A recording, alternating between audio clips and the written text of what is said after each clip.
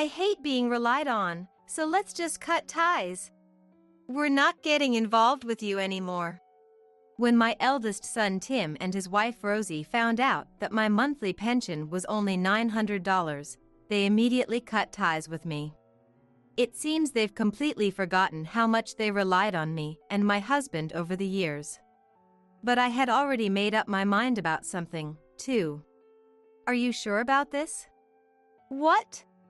Rosie hesitated for a moment at my serious question, but the next second, she burst into laughter, dismissing my words. Go ahead and laugh now because you won't be able to when you regret this later. And that day came sooner than I expected. Just 2 months after cutting ties, an unexpected twist awaited us. My name is Caddy. This year, I turned 65 and finally became eligible for my pension. I plan to live a quiet and relaxed life now, but since I've been working until recently, I still catch myself almost going to work out of habit. Old habits really are scary. I try my best to stay sharp mentally and physically, so I don't become a burden to my kids, but I can't help worrying sometimes. My husband Cedric has passed away, but I have 2 sons. My eldest, Tim, is 40, married to Rosie, who's 5 years older than him. My younger son, Dylan, is 35, married to Lenore, his high school sweetheart. They both have their own kids and families now, so I don't want to rely on them for anything. I've always felt that way. But one day, I accidentally fell down the stairs at home, and I ended up needing the help of my daughters-in-law. I broke my right leg and had to be hospitalized. At this hospital, they required a guarantor to complete the admission process. Reluctantly, I sent a message to both of my sons, asking for help. I figured Dylan or Lenore would come through for me.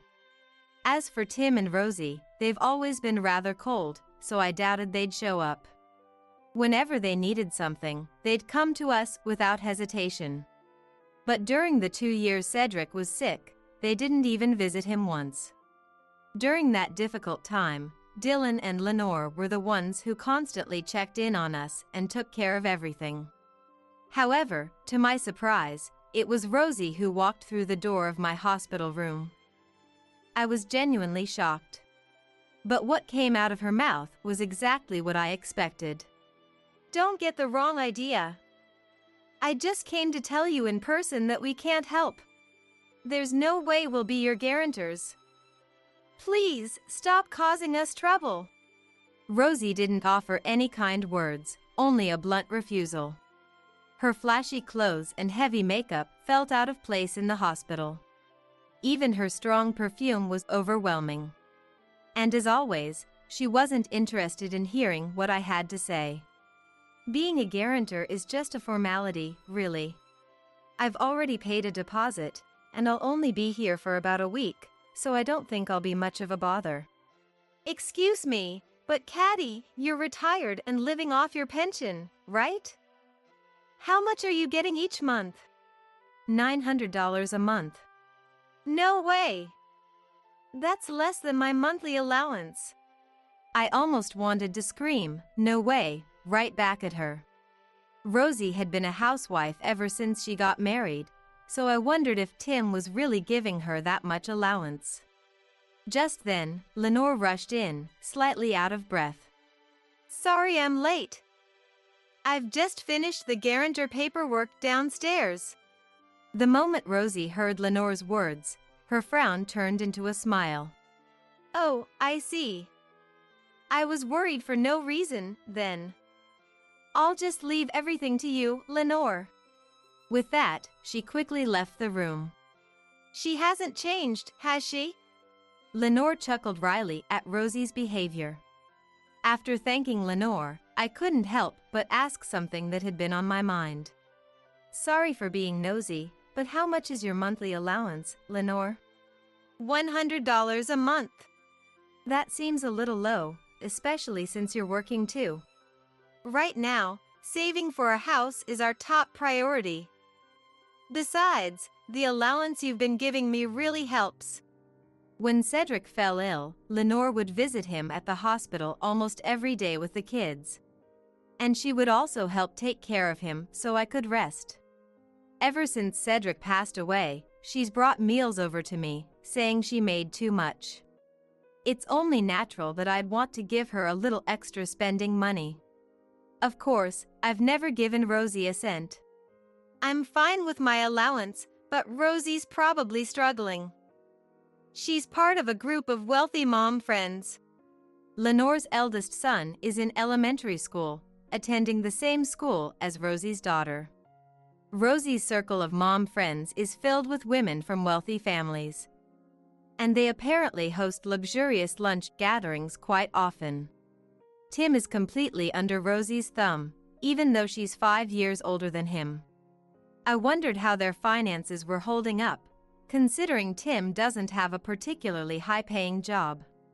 But honestly, I have no intention of worrying about or helping them. Not long after they got married, Tim and Rosie moved into a high-rise apartment. Cedric signed as their guarantor, but he regretted it almost immediately. Within a few months, Tim and Rosie came to us, saying they couldn't afford the rent. "Dad, please help us," Tim pleaded, bowing his head to Cedric. It wasn't a cheap place, especially being so close to the train station. Both Cedric and I were against the idea, but Rosie, wanting to keep up appearances, insisted on signing the lease. As expected, the rent started eating into their finances, and they had already fallen behind on payments by several months. I'll never forget what Rosie said at that time. "We can't pay the rent, but Cedric, you're our guarantor, aren't you?" Even Cedric scowled at that remark. But Tim begged him so desperately that Cedric reluctantly paid off the rent on the condition that they sign a promissory note. We urged them to move to a place within their means, but they stayed in that apartment until the lease renewal came up, with Cedric covering the rent for nearly 2 years. When the lease was up, they had the nerve to come back and ask him to remain their guarantor without batting an eye. Even Tim was hesitant at that point, but Rosie brazenly said, "Moving will cost money too, so it's better for us to stay here. We need your cooperation." "Then why don't you ask your own parents to be your guarantors?" When I said this, Rosie glared at me, clearly irritated.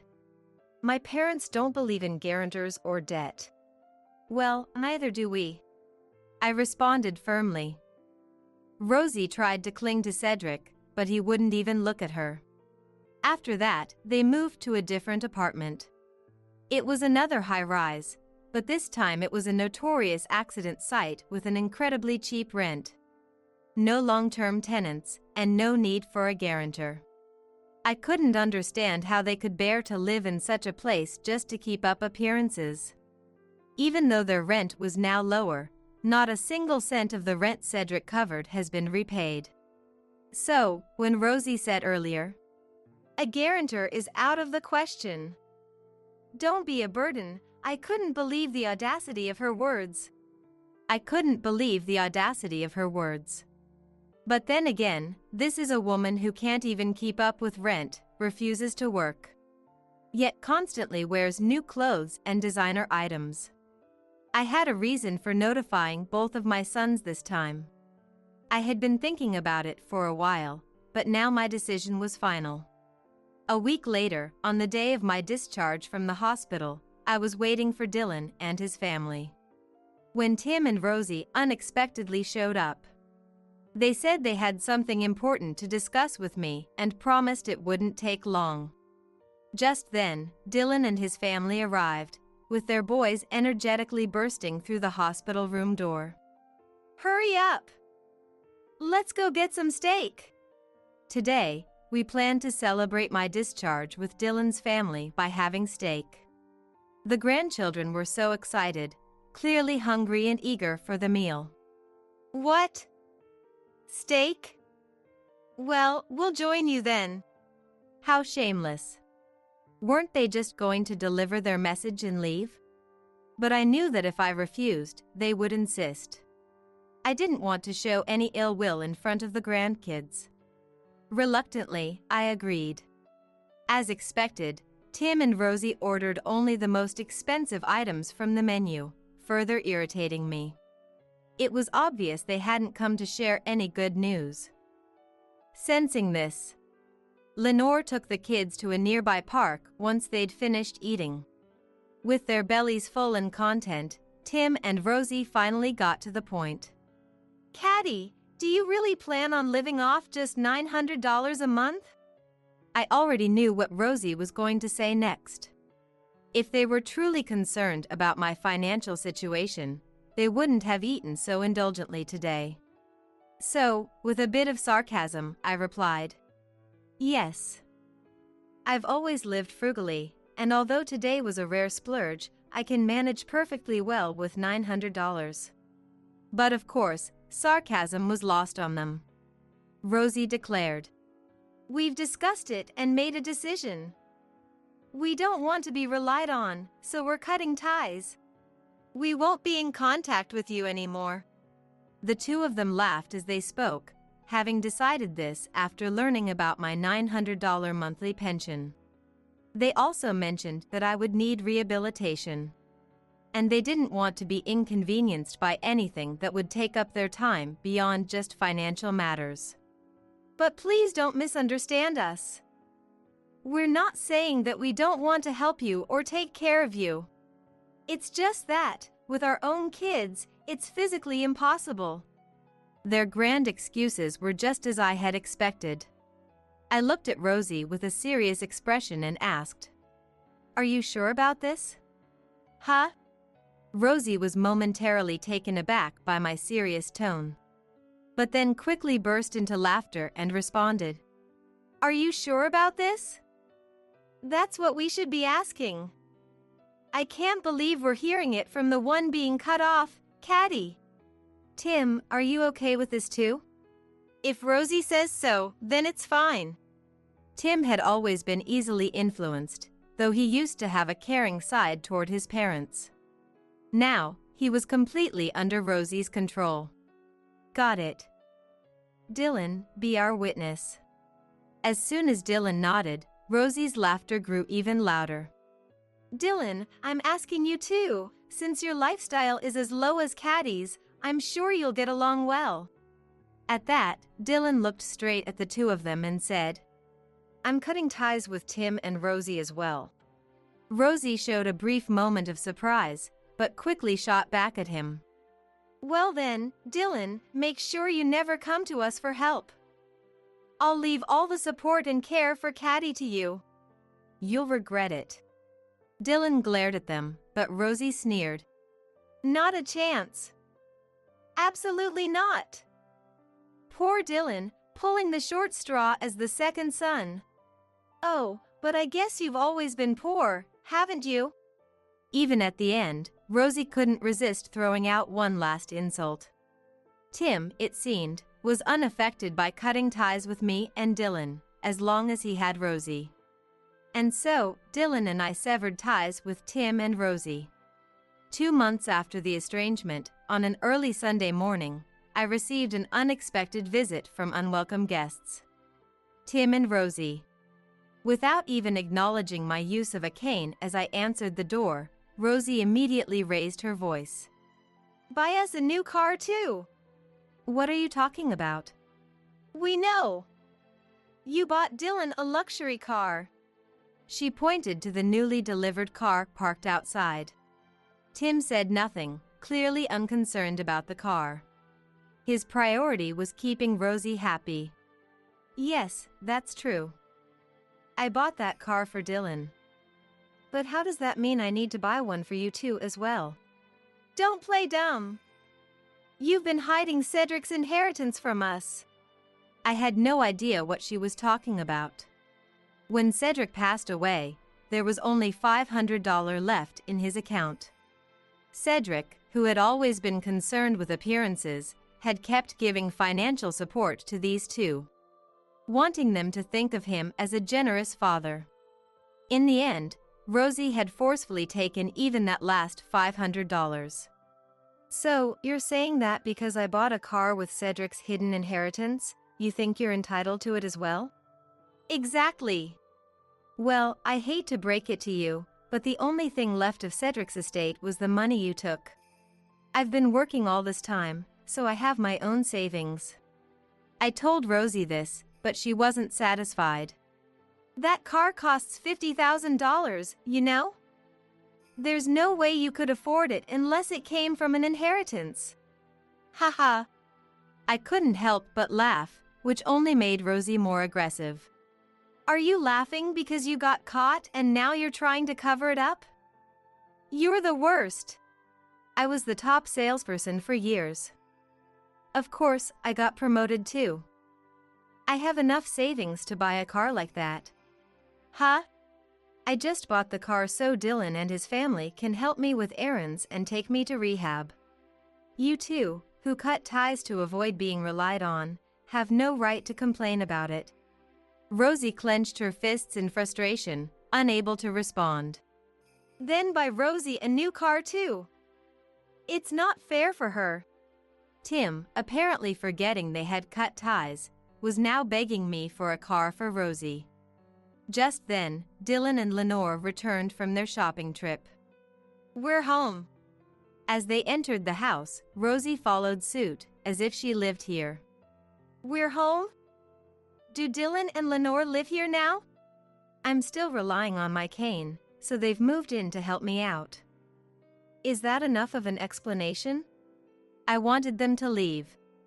Dylan and Lenore had brought fresh bread, and now it would get cold.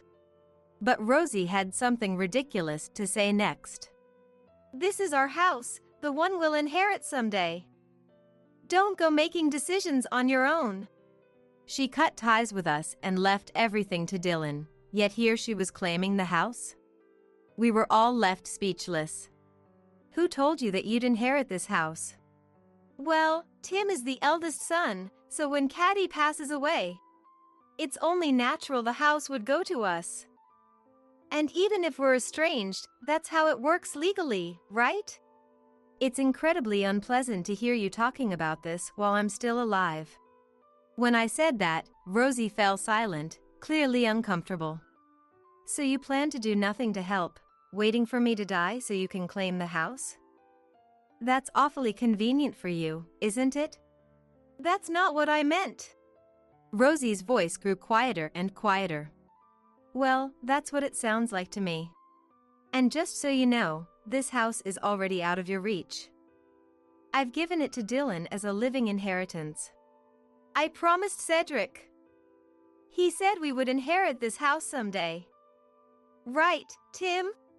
Desperate for support, Rosie looked to Tim, who quickly nodded in agreement. That's a lie. I bought this house with my own money. It's under my name. Cedric wouldn't make up such a story to make himself look good. Huh? Rosie had completely angered me. I've been thinking a lot since my accident, realizing you never know what life might throw at you. And in that moment, I decided I don't want to leave you a single cent. In other words, I want to leave every cent I can to Dylan and his family, who have been good to me. I laid out my honest feelings. At this, Rosie began to change her tone. Caddy, you're being manipulated. You have to wake up. These people are just trying to score points with you for the inheritance. Can't you see that all their kindness is just a facade? Fake kindness? Fine by me. It's still better than doing nothing. Even if, by some wild chance, Dylan and Lenore were faking it, they've helped me countless times. I want to repay that. What have you ever done for me? At that, Rosie fell silent. Of course, she couldn't say anything. She had never done anything for me, except cause trouble. Naturally, I knew very well that Dylan and Lenore's actions weren't out of pretense. They had even refused when I offered to gift them the house early. They'd told me they didn't need an expensive car either, but I insisted on choosing it. The house and the car were bought with the savings I'd worked so hard for, and I didn't intend to leave any of it to Tim and Rosie. Dylan and his family had agreed to take care of me, and that was enough. You never should have said something as stupid as cutting ties. I told you you'd regret it, Dylan said, glaring at Rosie.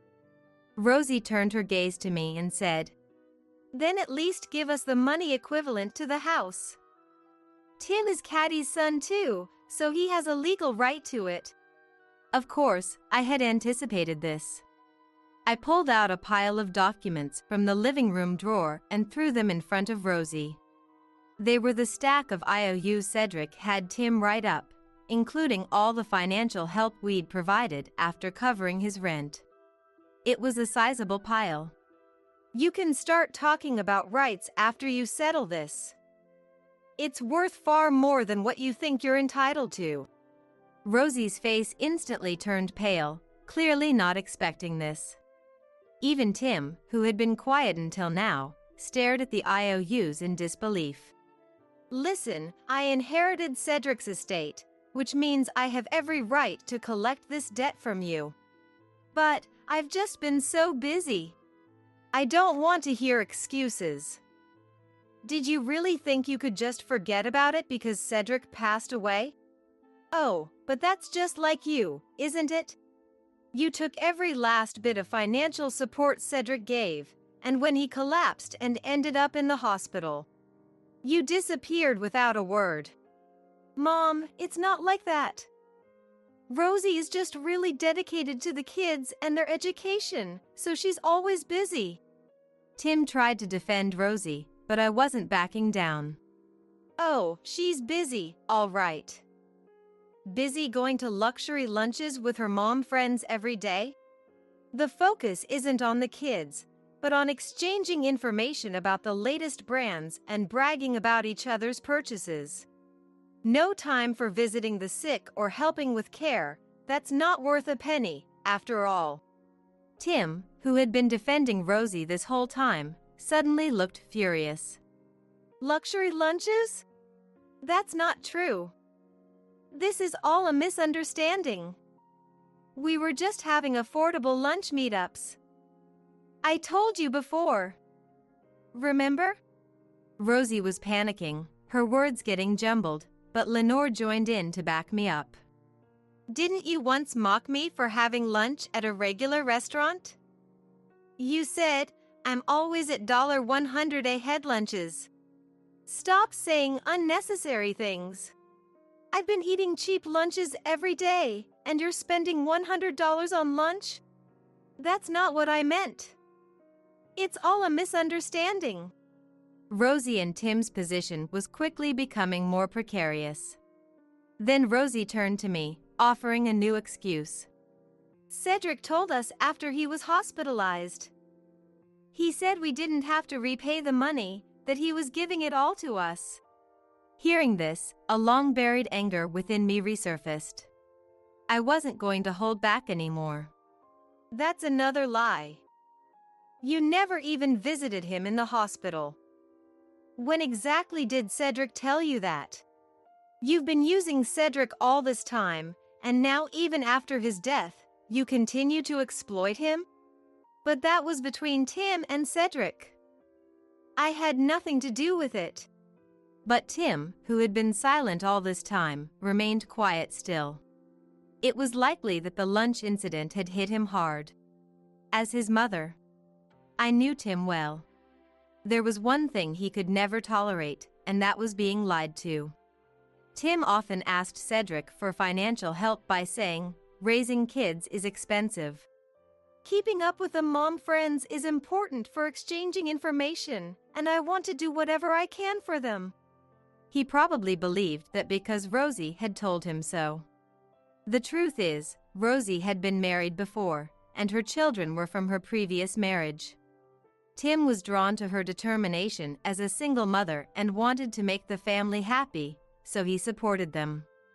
I knew all this, as well as Tim's personality, when I intentionally brought up the topic of the lunch gatherings. That's how much I couldn't forgive Rosie. "Rosie, do you remember you sent me a message by mistake on the day Cedric was hospitalized? Is this what they call a careless mistake?" "Huh? Tim leaned in, and I showed him the message I had saved. With trembling hands, Tim threw his phone onto the floor. Rosie picked it up and looked at the screen, her face turning even paler as she began to shake even more than Tim. The mistaken message Rosie had sent me read: "Ugh. The ATM's in the hospital now. So useless." At that moment, I debated whether or not to tell Tim right away, but decided to consult Dylan and Lenore first. Right now, we should focus on Dad's health. But later, we'll settle this properly. Dylan, who had listened to the whole story, had said this, and I agreed. Just like Dylan, Lenore had supported me through it all, looking after me with great care. That's why I held such a special gratitude for her. Cedric had always liked to show off, but he had many good qualities, making it hard to hate him. I remember that, back when we were dating, he won me over with lavish gifts. Only for me to find out after we married that he had no savings at all.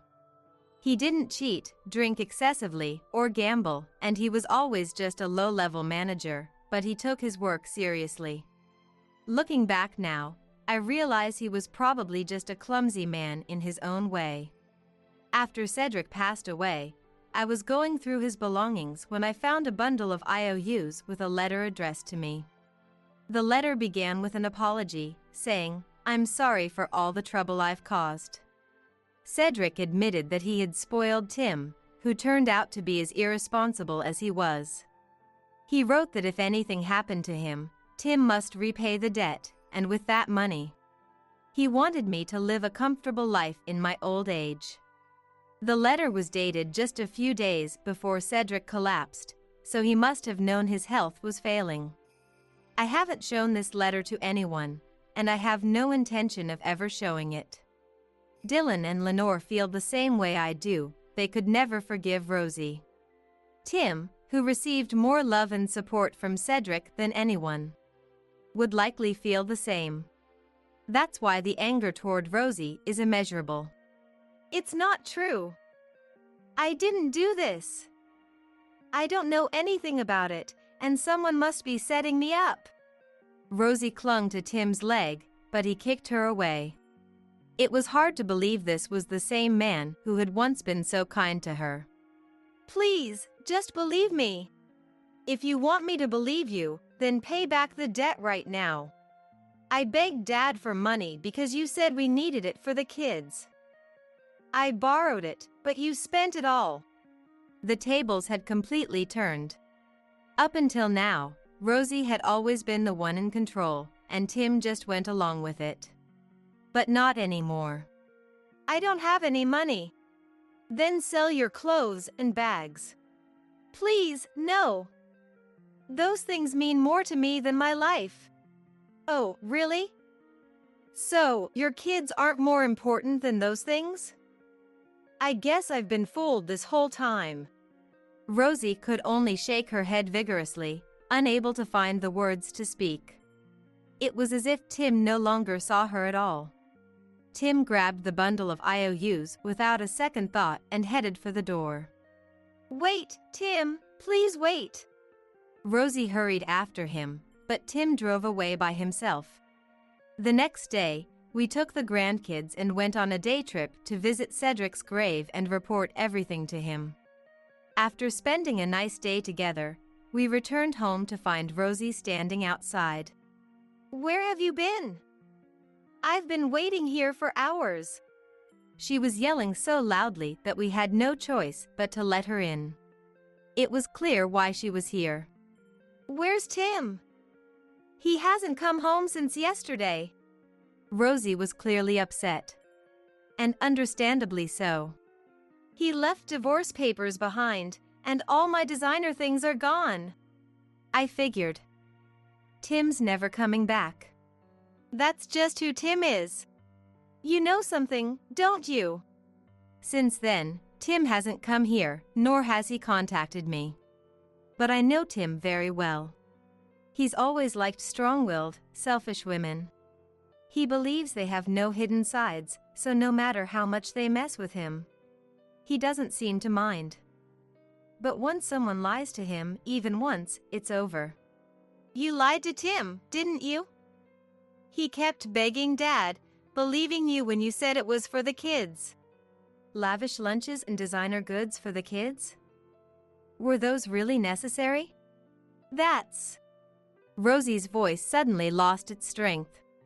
When a friend or girlfriend lies to him, Tim cuts them off completely.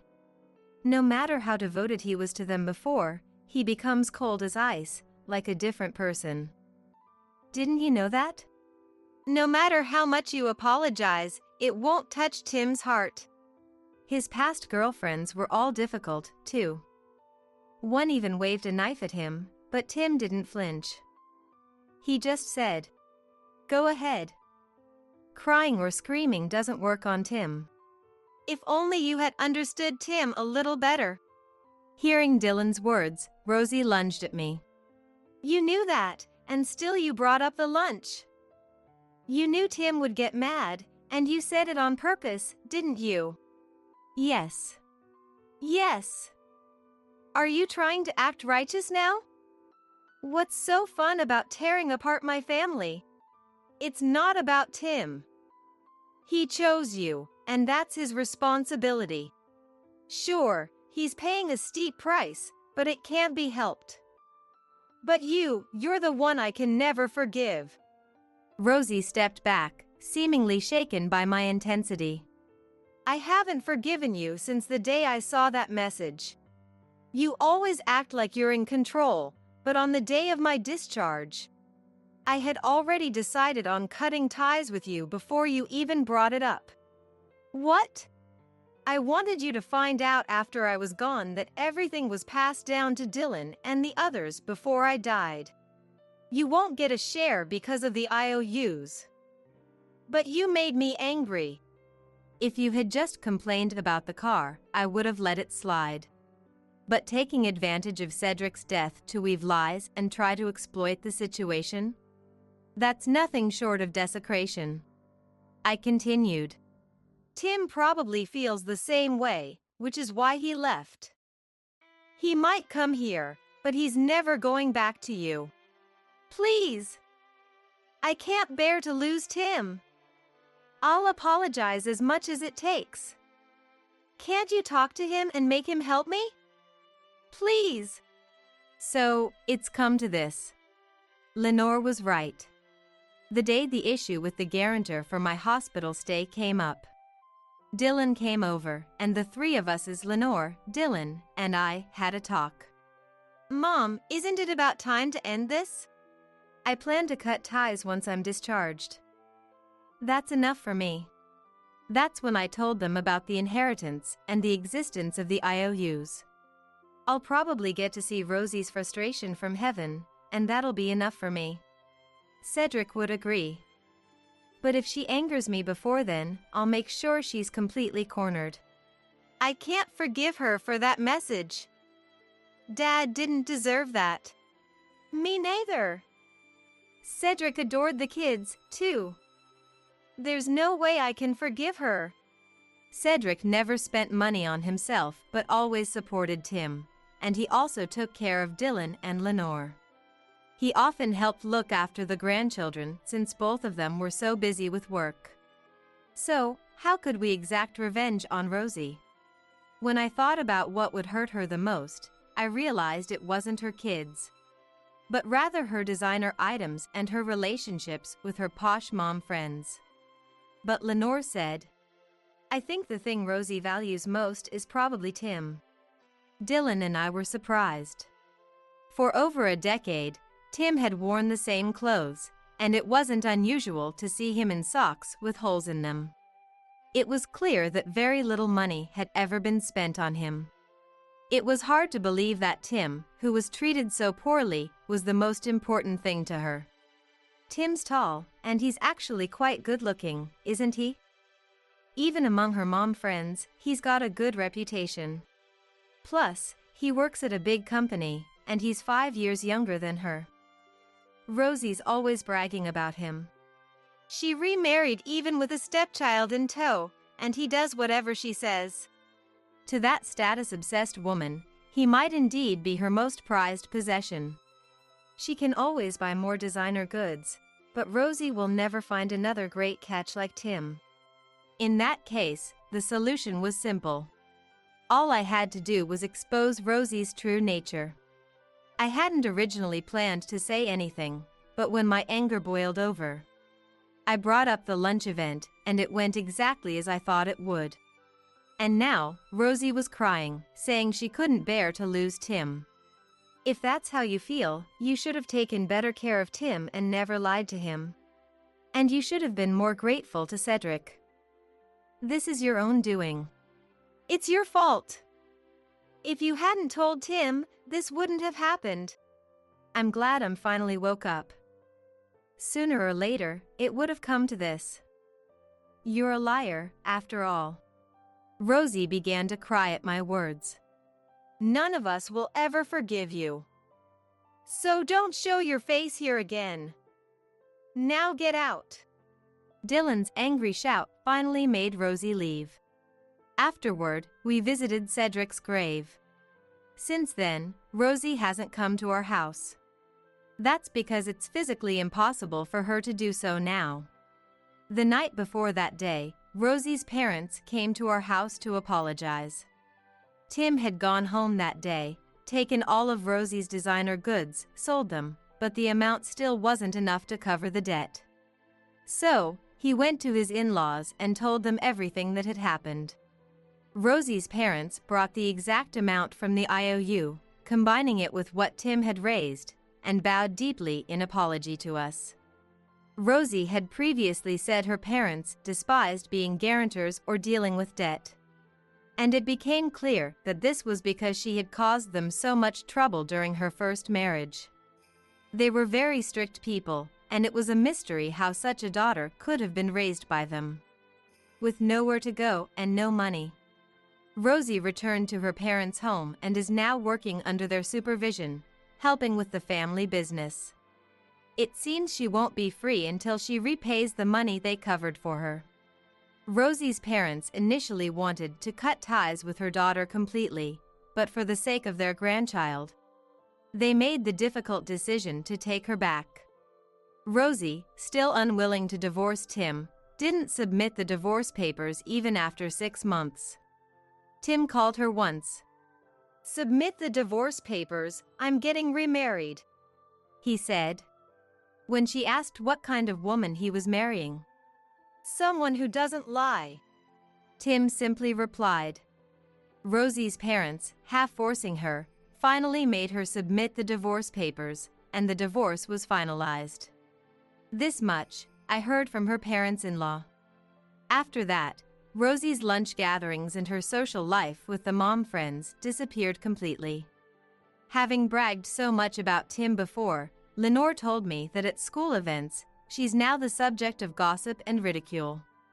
We received a single call from Tim as well. He laughed and said, "The remarriage thing was a lie, my first ever lie." He added, "I know it's inevitable that I'll be cut off, and I don't need any inheritance. I won't show my face at home anymore, but if anything happens to Mom, please let me know." He also mentioned that after realizing how terrible he was at choosing women, he's now living happily with a cat because cats don't lie. I think that's a wise choice. However, I still worry, since Tim is quite popular with women. I finished rehab sooner than expected, which surprised the doctors. They called it a miraculous recovery. The reason is simple. I felt bad continuing to ask Lenore to drive me around. Lenore would say, "You bought me a car, so feel free to use me as your chauffeur." But I just can't do that. We're currently considering renovating the house. Dylan and his family have generously offered to cover all the renovation costs, insisting that they don't want to rely too much on me. I've made sure that I have enough saved so that if necessary, I can afford to move into a care home without burdening my children. Dylan and Lenore are both against the idea of me going into a home, and I appreciate their feelings. Cedric's letter had wished for me to live luxuriously with the money returned from the loans, but I've never been interested in luxury. Having a kind son, a wonderful daughter-in-law, and my grandchildren, this life is more luxurious than anything else. I think I'll be just fine living on $900 a month going forward. Get out of here. Leave? I warned you over the phone. If you dare to reprimand my daughter again, you'll have to leave. You ignored my warning, so kindly, get out. That's absurd. I'm shocked by Emily, my sister-in-law's, unreasonable demand, at a loss for words. Seeing me silent, Emily continues her tirade. You're just my brother's wife, an outsider. Stop pretending to be part of our family. Hearing these words from Emily shatters something inside me. I had endured Emily's verbal abuse and her daughter Olivia's selfishness, thinking they were family. But now, all the things I did with their interests at heart have been entirely negated. I have no reason to respect Emily and Olivia anymore. All right. I'll leave. I reply calmly and start packing. Emily and her daughter Olivia laugh heartily at my situation. But they won't be laughing for long. I think this as I gather my belongings. My name is Chloe. I live with my husband Ethan and his parents. Ethan had requested, from the time he proposed, that we live with his parents once we're married. At first, I hesitated, but when I met Ethan's parents, I realized they were decent folks who respected boundaries. Convinced that life with them would be manageable, I accepted Ethan's proposal. Once we moved in together, my mother-in-law took over all the housework while I worked outside. In turn, I took over the chores when I was at home. We divided the work in the house, and everything went smoothly. However, the visits from Ethan's sister Emily were always distressing. Emily has a daughter, Olivia. They frequently visited us, and each time, Emily would take jabs at me relentlessly. Chloe, can I get a cup of tea? I'm so tired from my part-time job and raising my child. You must be relaxed on your off days at home. I'm so jealous. Well, I also work when I'm at home. Oh, the work you do at home is insignificant. I go out to work every day and have a leadership position. Don't compare yourself with me. When it was time for Olivia to find a job, Emily often came over to complain about why Olivia couldn't find one. Olivia is excellent, just like me. The recruiters who reject her must be blind. Maybe she could broaden her job search. Whenever I tried to give advice, Emily would lash out furiously. What? What could you, who barely works, know? Shut up! It seems Olivia finally landed a job after most of her classmates did. Olivia and Emily came over to report the good news to my mother-in-law. Granny, I've got a job. Look! Olivia proudly shows off her job offer letter to my mother-in-law, who smiles contentedly. Well done, Olivia. Yeah. I didn't expect to get into such a large company in the end. The interviewer was kind from the start. Next to Olivia, Emily grins broadly. This company is a subsidiary of the company I work part-time for. My name might be known even in the parent company, since I've been around for a while. So, I got the job thanks to Mom, huh? It could be. The interviewer saw your name, recognized you as my daughter, and probably had a good impression. Come April, Olivia was to attend a month-long training program for new employees. The training location was only a few minutes away from the home where my in-laws and I lived. Emily, knowing this, called my mother-in-law. Mom, I want Olivia to commute from your house during her training. The training place is over an hour away from our home. We have a spare room, and we don't mind at all. Let me just check with Chloe. Do you need to ask Chloe? Well, but... That's your house, right? Chloe's just living there. She won't complain. Thanks to Emily's insistence, I only found out that Olivia would be living with us for a month after everything had been decided. I was a bit puzzled, but there was no reason to oppose Olivia living here. I warmly welcomed Olivia, and our shared life began. Once the training began, Olivia was late 1 out of every 3 days, despite the training location being just a stone's throw away. It seemed that her habit of waking up at a fixed time every morning had completely disappeared due to her relaxed student life. Grandma, why didn't you wake me up? I called you many times.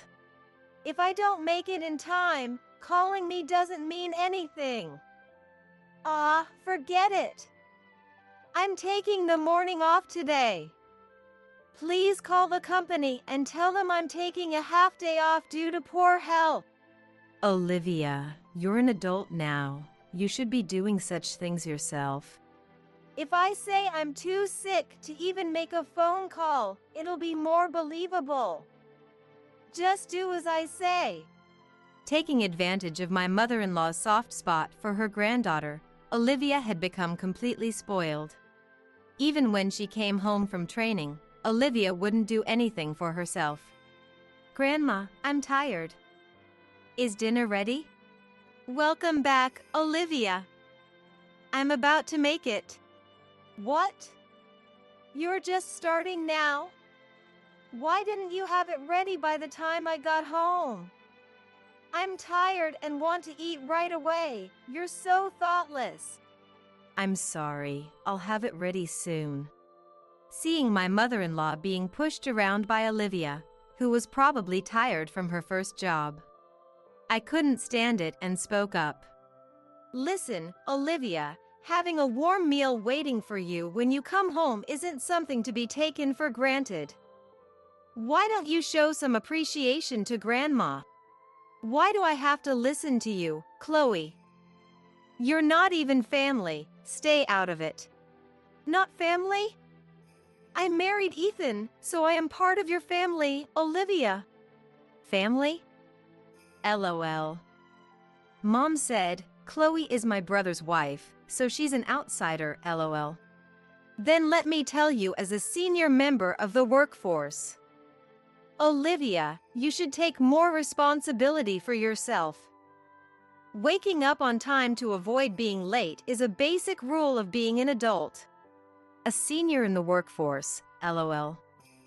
Chloe, you're not even going to work every day, LOL.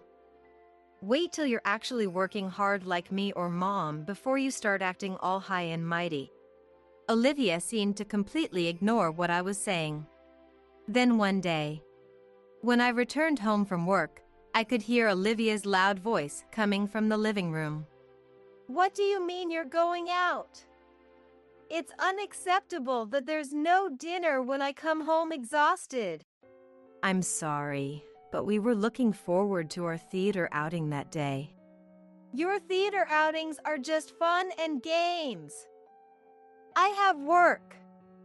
You need to cancel it. Apparently, my in-laws had informed Olivia that they were going to the theater next week and wouldn't be able to cook dinner, and this had infuriated her. I was well aware that my mother-in-law had been looking forward to this day at the theater for quite some time. However, I was worried that if things kept going this way, they might feel compelled to cancel their plans to avoid upsetting Olivia. So, I hurriedly proposed a solution. Since you've been looking forward to this, you should go. I'll take care of Olivia's dinner that day. My in-laws seemed thrilled by my suggestion, but they quickly began to worry. But isn't that a work day for you, Chloe? Are you sure it'll be all right? Yes, if I arrange things now, I think I can get home early. So, don't worry and have a good time. On the day of the theater outing, I left work early to come home. My in-laws happily left for their event. After seeing them off, I did some shopping for dinner and waited for Olivia's return. As always, as soon as Olivia came home, she lay down on the couch and waited for dinner. "Oh, I'm hungry." "Chloe, hurry up and get cooking." "Olivia, let's cook together today." At my words, Olivia jumped up from the couch. What? What do I have to do? "Isn't it natural to cook your own food?" No way! I've been at work. I'm not doing housework when I'm tired. "I've been working too. I've got the ingredients, can't you just help me out?" The same. You, Chloe, who can come home whenever you want from your easy job, and me, who has to go at a set time every day, are not the same. Just hurry up and make it by yourself. The fact that I was able to come home early today was a result of painstakingly adjusting my work schedule. But I doubted that Olivia would understand that. Swallowing my anger, I calmly tried to reason with her. Listen, Olivia, I'm not asking you to help me because I find it bothersome to cook alone. I want you to understand what it means to be a responsible adult. What? I don't need your interference. After letting the grandparents go out without asking me, you're giving me a lecture, which is super annoying. Olivia then stood up, visibly irritated, and started dialing on her phone. Mom? Listen to this. Chloe keeps nagging me, and she won't even cook dinner. She unloaded her complaints about me to her mother, Emily. Once she had said her piece, she handed me the phone with a triumphant smile. "Mom wants to talk to you, Chloe." As I took the phone, Emily shouted at me angrily. Listen here. Who do you think you are, talking to my daughter like that as my son's wife? If you continue to cause problems for my daughter, I'm going to ask you to leave that house. It's not about causing problems. All I wanted to do was impart some sense of responsibility to Olivia as a working adult. So, you're trying to lecture on being a responsible adult, Chloe? You're not even a full-time employee. How can someone who is hardly needed by the company afford to be so cocky? How can you say I am not needed, Emily? When you've been around as long as I have, you can tell at a glance who's capable and who's not. Well, I've made sure to see off many a dead weight. Then, without a second thought, Emily added, "Just go and prepare dinner for my daughter," and hung up the phone. Olivia, sitting next to me, smirked as she looked my way. You better not oppose my mom, Chloe. There's no one at work who can even admonish her. So get to making dinner already, okay? With that, she sprawled lazily on the couch again. This mother and daughter pair, there's no reasoning with them. Left with no choice, I began to prepare the meal. I'm so hungry because of your pointless chit-chat, Chloe. As she nibbled on the meal I prepared, Olivia mumbled complaints under her breath. Once she was done eating, she abandoned her dishes and headed back to the couch to watch TV, without so much as a thank you. Hey, Olivia. At least clean up after yourself. I tried repeating myself, but all I got was a bored look from Olivia. Suddenly, the doorbell rang. It was Emily. Why are you here? To my surprise, Emily casually replied. It seemed like you didn't quite get the message over the phone, Chloe, so I thought I'd come over and tell you directly. Hearing her mother's voice, Olivia excitedly reported. Mom, listen. Just after you warned her over the phone, Chloe started lecturing me again. Hearing Olivia's words, Emily glared at me. Looks like it was the right decision to come here after all. You're still complaining to my daughter even after everything I said. I had backed off on the phone, but I couldn't let this go. For Olivia's sake, I had to say something. It's not a complaint. I'm merely teaching her the basic manners of cleaning up after herself, something even a grade schooler should understand. Hearing this, Emily snapped at me. There's no need for someone like you to tell us about manners. Have you considered your own situation before lecturing about manners? What about my situation? You and Ethan can barely afford a house even with both of your salaries combined. You're just leeching off this household. Why don't you change your own attitude before teaching my daughter about being a responsible adult? I'm not here to leech off you. As proof, I make sure to pay my share of the rent and living expenses every month. I wonder. Well, it doesn't matter. Either way, you're going to leave this place. Leave? I told you on the phone. If you continue to berate my daughter, you'll need to move out. You ignored my warning, so now it's time for you to go. That's absurd. I was at a loss for words at the sheer injustice of it all. Seeing me unable to retaliate, Emily went on. You're still an outsider, even if you are my brother's wife. Stop acting like you're part of the family. Emily's words hit me hard, and something inside me crumbled. I had put up with Emily's insults and Olivia's selfishness because I thought of them as family. I had been rejected by them despite doing everything with their best interests at heart. There was no reason left for me to restrain myself with Emily and Olivia anymore. All right, I'll leave. I say quietly, beginning to pack my things. At the sight of me, Emily and Olivia start to crack up. Ignoring their laughter, I continue to pack when my in-laws return home. Oh, is that you, Emily? Chloe, what's with the luggage?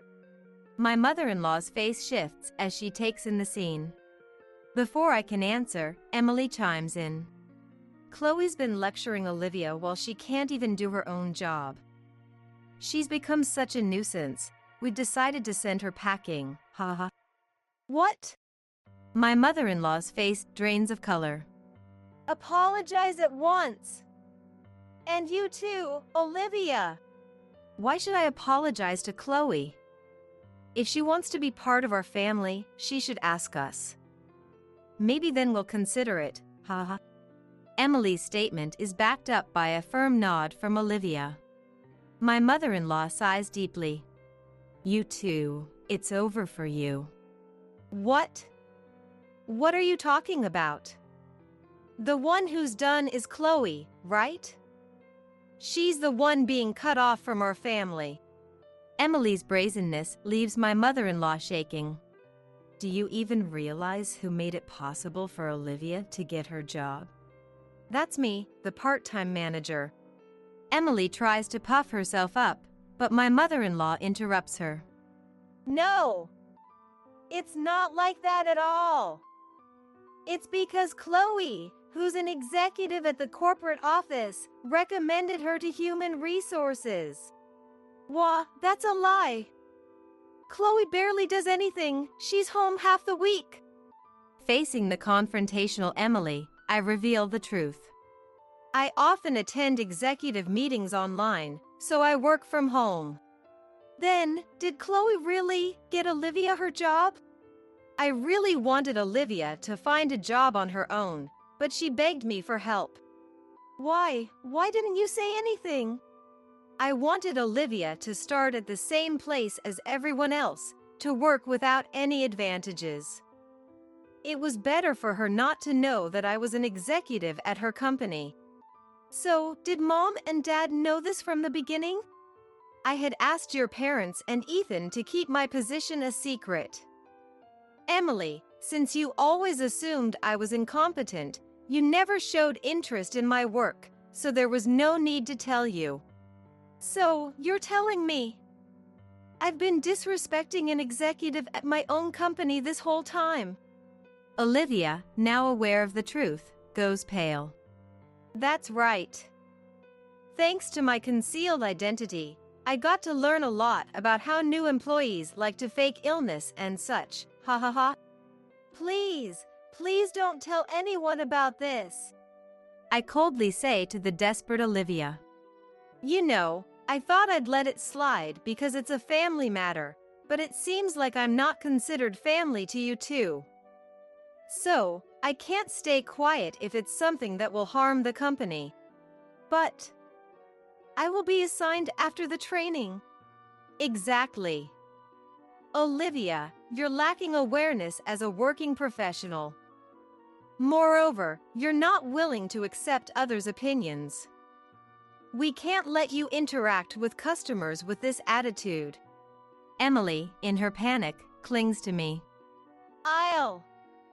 I'll take back what I said. Olivia is Chloe's adorable niece. Don't report anything that would harm her situation.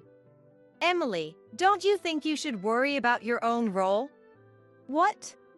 Your part-time team's high turnover rate has been repeatedly brought up in the parent company's meetings.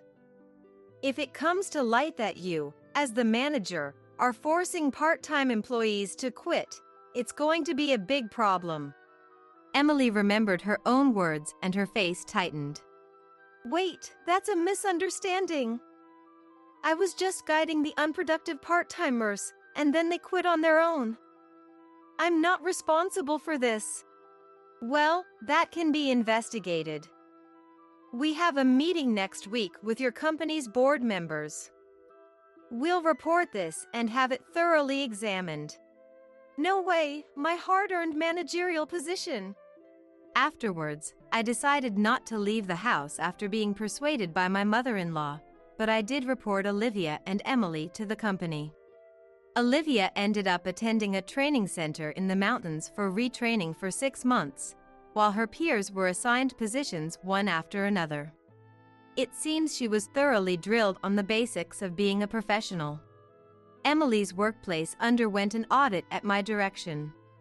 With complaints from other employees and testimonies from those she had forced to resign, it was found that Emily was using her position of authority to cause a lot of stress to those around her. As a result, Emily was fired. Emily seems to have started a new job to cover her living expenses. However, since she's only ever worked at one place before, she's having a hard time getting the hang of her new job. Despite this, she still acts high and mighty and seems to be on the verge of getting fired from her new job as well.